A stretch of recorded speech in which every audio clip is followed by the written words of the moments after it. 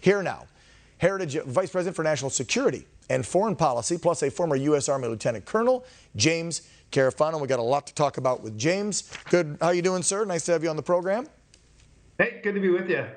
So let's get right to it. There's so much to talk about when it comes to our national and international security and what this administration is doing versus the previous one.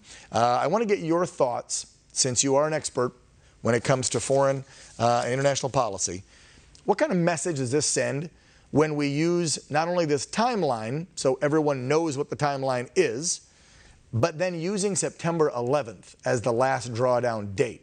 Is that sending mixed signals and a message to the terror groups in the Middle East?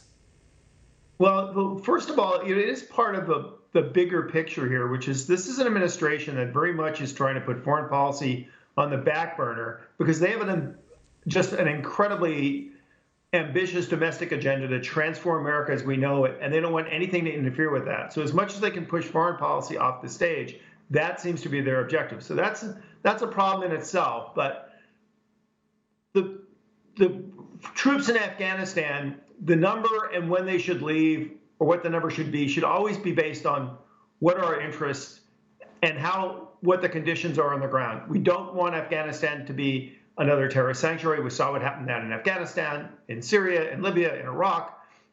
We want the region to be stable. India, Pakistan, both nuclear powers. We want India to be focusing on China. So keeping that region stable is important. So we do have interests there, and we should be safeguarding them. And just saying we're getting out doesn't answer that question. So that's a problem. And the September 11th is all wrong because that was about 9/11. We're not in Afghanistan today because of 9/11. We've been there for years, really supporting the Afghan people. It's not even America's war. And it really makes me mad when people say we're ending America's longest war. Hasn't been our war for years. The Afghans are doing all the fighting and the dying. We're just supporting them. September 11th makes it all about us, and it's not. It's about the people of Afghanistan, so it's wrong on that account. And maybe my biggest complaint of all is, if I was Joe Terrorist, the day I'd want to do my next terrorist attack? Yes, September 12th. Yeah, I was going to say. With the day Biden leaves.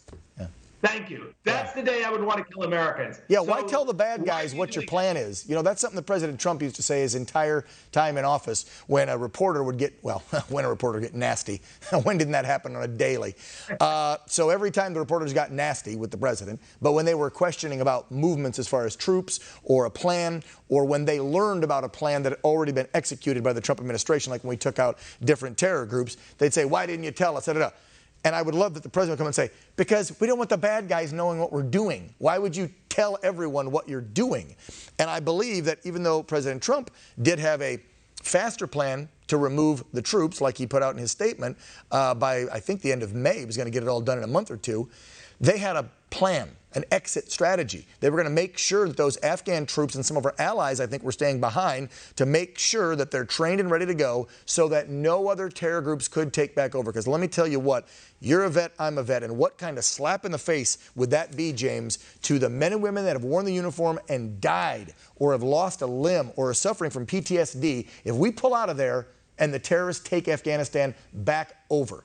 Every life lost then, every life that has gone through some sort of tragedy serving in Afghanistan, for what if you let the country get taken back over by terror groups? And when the president turned to the generals and they said, are conditions good?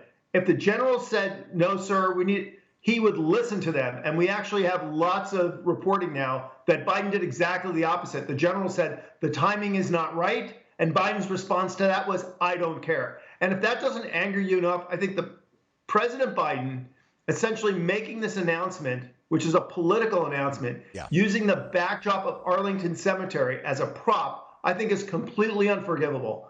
The presidents do not do that. These places are not about politics. When Reagan went to Pointe du Hoc, for example, he went there to look the veterans in the eyes and say, thank you from a grateful nation for the service and sacrifice you did climbing these cliffs. Biden went there to basically talk about his policies. It's so wrong, so insulting to veterans, and so insulting the memories of their families.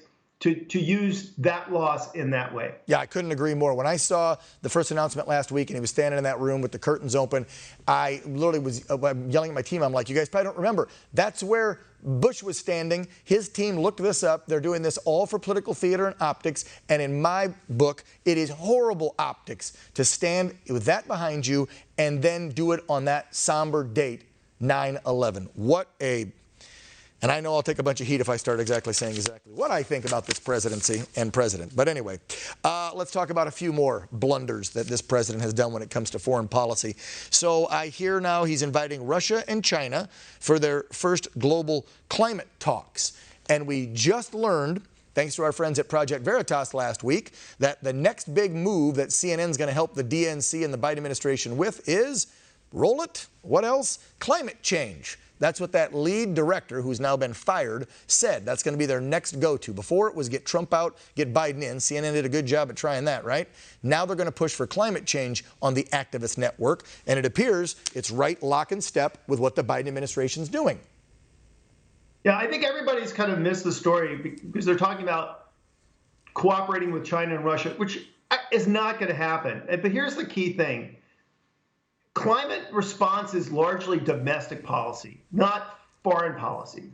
And what the Biden administration is doing, not talking to China and Russia to get China and Russia to do anything, but is an excuse as, oh, we're cooperating globally, so that's our excuse to slam home all our domestic policies on Americans to do exactly what we want, like implementing the Green New Deal. You know, the Green New Deal does very little to actually deal with the environment and climate, but it will grow government by 25%. It will put the government in our lives in so many new ways, and it will require a massive tax increase and transfer of wealth and acceleration of creating a welfare state that's really unprecedented since the first New Deal. So this is really about an excuse for domestic policies, just like signing the climate accord. You know, we actually had lower emission levels than most of the countries, declines than most of the countries in the accord. You didn't have to sign the accord to reduce your carbon emissions, but it gives them an excuse to slam us with policies which really most Americans probably wouldn't really want. James Carafano from the Heritage Foundation, thank you so much for your service. Thanks for watching the Heritage Foundation's YouTube channel. With more than 500,000 members, we are the nation's largest conservative research and education institution. We believe the principles and ideas of the American founding are worth conserving and renewing. Please help us further our mission by subscribing to this channel and sharing our videos with your family and friends.